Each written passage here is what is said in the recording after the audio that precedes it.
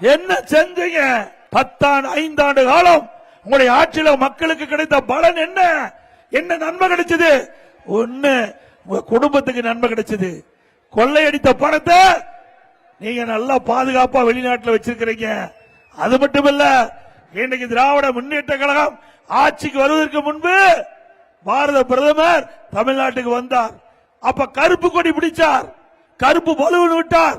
ஆளுங்கட்சி வந்தவுடனே அப்படியே அந்தர் பல்ட்டி அடிச்சு சென்னைக்கு வந்தபோது வெள்ளை குடை பிடித்தவர் இதே ஸ்டாலின்.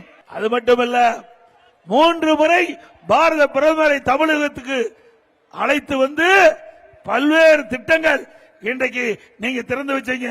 கேலோ இந்தியா திறந்து வைத்தது பாரத பிரதமர்.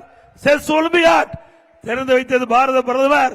மத்திய அரசு திட்டங்கள், அந்த திட்டத்தை திறந்து வைப்பதற்கு அடிக்கல் நாட்டுவதற்கு சென்னைக்கு வரவழைத்து கலைவாணர் அரங்கில ஆட்டம் பாட்டலோடு நிகழ்ச்சி நடத்திய முதலமைச்சர் இன்றைய முதலமைச்சர் ஸ்டாலின் அவர்களே. ஆட்சியில் இருக்கின்ற போது ஒரு நிலைப்பாடு, எதிர்க்கட்சியா இருக்கின்ற போது நிலைப்பாடு. இதுதான் திமுகவுடைய இரட்டை வேடம். உண்மைதானே?